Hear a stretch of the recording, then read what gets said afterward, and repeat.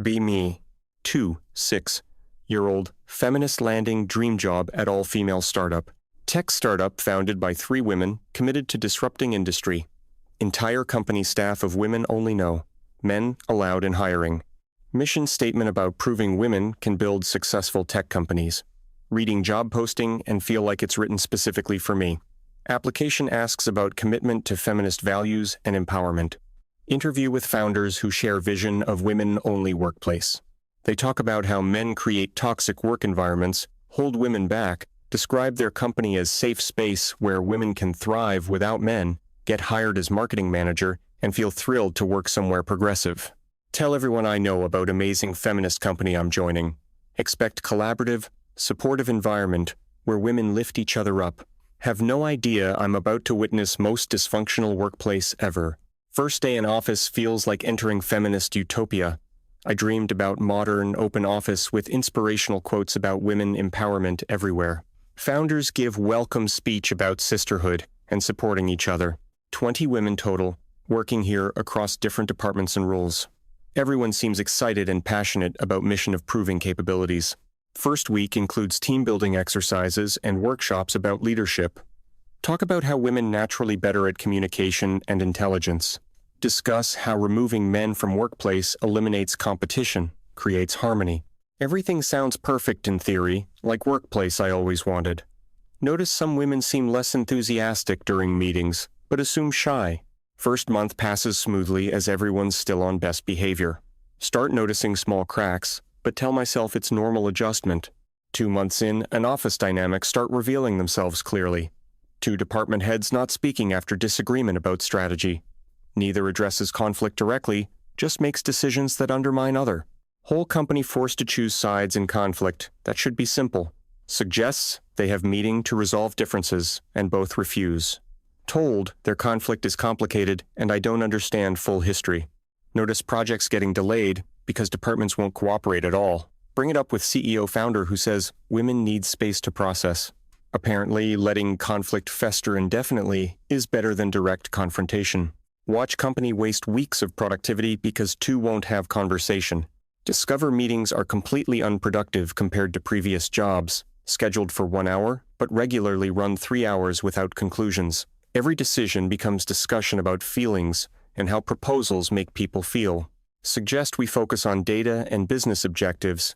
Get told too masculine. Apparently using logic and efficiency is adopting patriarchal workplace values.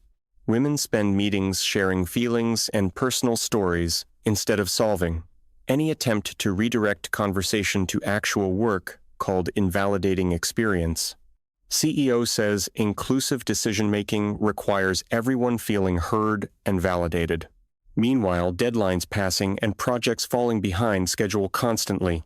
Competitors moving faster because they make decisions in minutes, not hours. Notice accountability completely absent from this feminist workplace paradise. Someone misses deadline or makes mistake, and nobody wants to address it. Bringing up poor performance considered attacking and unsupportive of women. Manager tries to give constructive feedback. An employee cries about targeting. Whole office rallies around crying. Employee validating feelings. Ignoring performance. Person who made mistake never held accountable, just reassured, doing great. Watch same patterns repeat with different people every few weeks. Poor performers protected because holding women accountable, apparently anti-feminist. High performers getting frustrated doing extra work to cover for others. Start realizing this company can't succeed if nobody can be held to standards. Office, gossip, and drama reaches levels never experienced in mixed workplaces. Women forming cliques and alliances that shift weekly based on latest conflicts. Overhear people talking badly about others behind backs, then acting friendly. Someone shares something in confidence, an entire office knows within hours. Drama about who said what to whom becomes daily distraction from work. Bring up at all hands meeting that maybe we should focus more on work. Get accused of tone policing and not understanding women's need for connection. CEO says relationships and emotional bonds are what make companies special. Meanwhile, company burning through funding while producing minimal actual results. Investors starting to ask questions about lack of progress and missed milestones. 6 months in, and company hired consultant to help with workplace culture. Consultant, is woman who specializes in feminist organizational development. She conducts interviews with everyone about their experience at company, writes report identifying serious problems with accountability, communication productivity, recommends implementing clear performance standards and direct communication protocols. Founders reject recommendations, saying they're too corporate and patriarchal. Consultants' advice ignored because doesn't align with feminist ideology. She leaves, shaking her head, and company continues. Same dysfunctional patterns.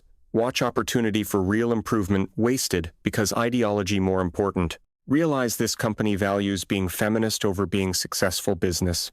Notice founders themselves creating toxic environment despite feminist mission. CEO plays favorites openly, giving best projects to women she likes personally. COO makes decisions unilaterally, then gets angry when people question choices. CFO disappears for days without communication, leaving finance team unable to work. They preach collaboration and sisterhood, but model opposite behavior. Any criticism of founders labeled as internalized misogyny or not understanding. Watch them make terrible business decisions that nobody allowed to question. Company culture becomes cult-like, where founders can do no wrong. Employees afraid to speak up about real problems because disagreement equals disloyalty. Realize this company failing, not despite being all-female, but partially because 8 months in and company financials looking increasingly dire according to rumors, burning through venture capital funding much faster than revenue projections. Sales team struggling because product development keep missing deadlines. Product team blames marketing for not creating enough demand in marketplace. Marketing team blames sales for not closing deals.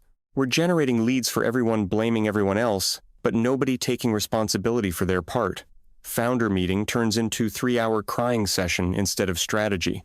Investors demanding answers about missed targets and requesting turnaround plan. Founders create plan that's mostly wishful thinking without concrete steps. Several senior employees start quietly looking for other jobs. Seeing writing 10 months in and first round of layoffs hits the company unexpectedly. Company can't afford current burn rate and needs to cut costs immediately. Founders decide to lay off 5 people from team of 20 total. Selection process seems arbitrary, based on personal relationships, not performance.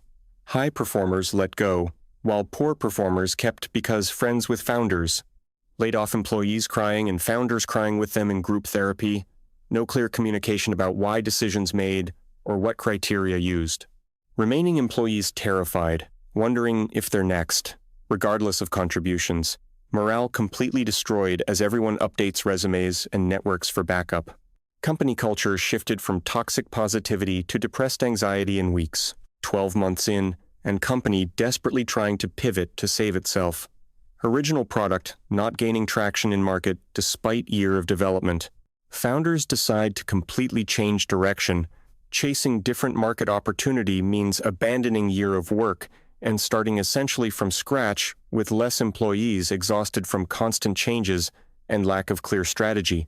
Bring up concerns about pivot plan and get told I'm being negative. Apparently questioning obvious problems with pivot strategy is anti-woman behavior. Watch company make same mistakes again, expecting different results this time. No lessons learned from previous failures because admitting mistakes too painful. Several more employees quit during pivot, leaving company understaffed and scrambling. 15 months in, and investors losing patience with company's lack of progress. Company burned through most of funding with minimal revenue or user growth. Founders still blaming external factors, never taking responsibility for decisions. Investors send an advisor to assess situation and provide recommendations. Advisor spends 2 weeks at company and writes brutally honest assessment, identifies lack of accountability, poor decision-making, interpersonal drama as core. Recommends bringing in experienced male executives to stabilize operations, provides structure. Founders refuse, saying bringing in men would compromise their feminist mission. Investors frustrated but can't force changes without founders' agreement per structure. Advisor leaves, predicting company won't survive another 6 months at current. 16 months in, and second larger round of layoffs announced to remaining. Company downed a skeleton crew of 8 people from original 20. Founders taking no salary, trying to stretch remaining funding as long possible. Everyone working insane hours trying to save company that's clearly sinking. Products still not ready for market after 16 months of development. Sales pipeline empty because nobody has time for proper marketing or outreach. Founders still holding all hands, meetings, talking about vision and mission values, while company bank account dwindling towards zero and no revenue coming. Few remaining employees staying out of loyalty or desperation. Not because believe atmospherial. As everyone knows, end is near and inevitable. 18 months in, and company officially shuts down. Completely ran out money. Founders send email to remaining 8 employees saying last day in week. No severance package, no transition plan, just sudden closure after burning millions. Founders blame patriarchal tech industry for not supporting women, led companies enough, blame investors for not being patient enough with their vision despite missed milestones, blame market for not being ready for their innovative product, never finished, never acknowledge their own poor leadership decisions or toxic workplace culture. Remaining employees scrambling to find new jobs immediately with no runway. Founders planning to write blog posts about experience and lessons learned. Entire company collapsed, leaving nothing but debt and cautionary tale behind. Aftermath reflection on what actually happened at this feminist startup dream. Got hired thinking all-female company would be collaborative, supportive paradise. Reality was most dysfunctional, toxic workplace I've experienced in an entire career. Women weren't naturally better at communication. They avoided conflict until exploded. Emotional intelligence didn't improve workplace. It prevented addressing actual problems. Removing men didn't eliminate competition. It just changed form to passive. Sisterhood rhetoric meant protecting poor performers instead of holding to standards. Feminist ideology prevented implementing basic business practices that could have helped. Founders prioritized ideology over practical success, leading to predictable failure. Learned painful lesson about difference between theory and practice and world. Compared a previous job at mixed-gender tech company I left for this. That company had clear accountability standards applied equally to everyone. Meetings were efficient, focused on outcomes, not processing feelings for hours. Conflicts addressed directly and resolved quickly instead of festering for weeks. Performance measured objectively based on results, not personal relationships. Company was successful and growing because focused on business fundamentals, work environment, professional and respectful, with both men and women contributing left, that stable job for feminist dream that turned into nightmare collapse. Realize now that gender of employees matters far less than leadership culture. Good companies succeed because of competence in execution, not because gender. Understand now that all-female company not inherently better than mixed gender. Women are humans with same capacity for poor leadership dysfunction failure. Removing men from workplace doesn't automatically create paradise or eliminate problems. Competence, leadership, and accountability matter infinitely more than gender of employees. Feminist ideology about women's natural superiority in workplace contradicted by experience. Watched company fail, not despite feminist principles, but partially because them. Ideology prevented practical business decisions that could have saved company. Founders more committed to proving feminist point than building successful business. 18 months of my career wasted at company doomed from ideology. Most expensive professional lesson, but valuable about reality versus theory. Looking for new job, and avoiding any company that emphasizes gender workforce. Focusing on companies with track records of success, regardless of demographic. Learn that diversity of thought and skills matters more than demographics. Competence and accountability. Universal requirements for success in any organization. Gender-segregated workplaces create own problems, just like any other form. Segregation, integration, and equal standards produce better results than separation and different. Evaluate companies now based on leadership quality and business fundamentals ideology.